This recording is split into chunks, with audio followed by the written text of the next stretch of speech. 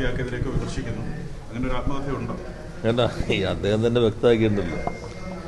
ഈ ആത്മകഥ ജീവചരിത്രം രണ്ടാണല്ലോ. ആത്മകഥ എന്താ?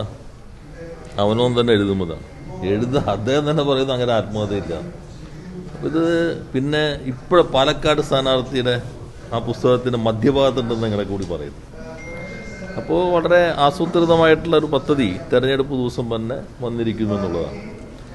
അത് പാലക്കാടും ചേലക്കരയും ഉൾപ്പെടെ ഇടതുപക്ഷത്തിന് നല്ല വിജയമുണ്ടാകും എന്നതിൻ്റെ അടിസ്ഥാനത്തിൽ ഒരു പദ്ധതിയായിട്ട് തന്നെ കണ്ടാൽ മതി.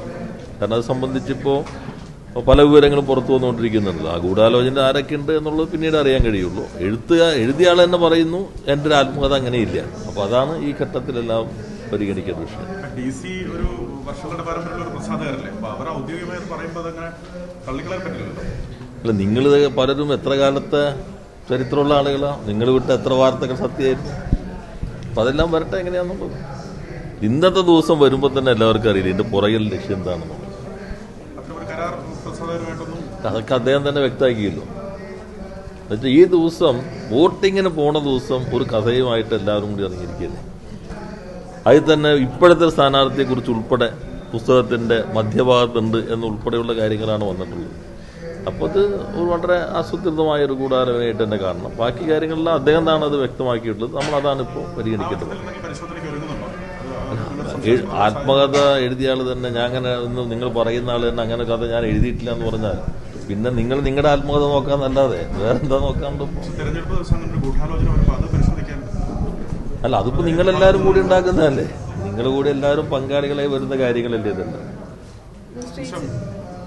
ചേലക്കരയിൽ PV അൻവർ MLA നടത്തിയ വാർത്താ സമ്മേളനത്തിലെ സഹായ ഇത്തരത്തിൽ റിയാസിന്റെ പൈസ എന്നാക്കി മാറ്റണമെന്ന് പറയുന്നിട്ടുള്ള ഒരു ഓഡിയോ പുറത്തു വന്നിട്ടുണ്ട്. അദ്ദേഹം ഇപ്പം എന്തിനു വേണ്ടിയാണ് പ്രവർത്തിച്ചുകൊണ്ടിരിക്കുന്നതെന്ന് എല്ലാവർക്കും അറിയാമല്ലോ. ഇപ്പൊ തെരഞ്ഞെടുപ്പ് ഘട്ടത്തിൽ പലതരത്തിലുള്ള പ്രശ്നങ്ങളും ബോധപൂർവ്വം ഉയർത്തിക്കൊണ്ടുവരുന്നുണ്ട്. എല്ലാവരും ശ്രമിക്കുന്നത് ഇടതുപക്ഷത്തിനെതിരായിട്ടുള്ള ഒരു ശ്രമമാണ് നടത്തിക്കൊണ്ടിരിക്കുന്നത്. അതിന്റെ കുറേയേറെ കാര്യങ്ങൾ ഇപ്പം തന്നെ പുറത്തു വന്നില്ല. എന്നാൽ ഒരു കാര്യം, കോൺഗ്രസിൽ നിന്നും BJP-യിൽ നിന്നും വസ്തുതകൾ മനസ്സിലാക്കുന്ന ആളുകൾ പുറത്തേക്ക് വരുന്നുണ്ട്. ഇപ്പോൾ BJP-യിൽ നിന്ന് വരുന്നു, കോൺഗ്രസിൽ നിന്ന് വരുന്നു. നിഷ്പക്ഷരായി നിൽക്കുന്ന ആളുകളെല്ലാം ഇടതുപക്ഷത്തിന്റെ ഒപ്പം നിൽക്കുന്ന ഒരു കാഴ്ചയാണ് ഇപ്പോൾ ഉള്ളത്.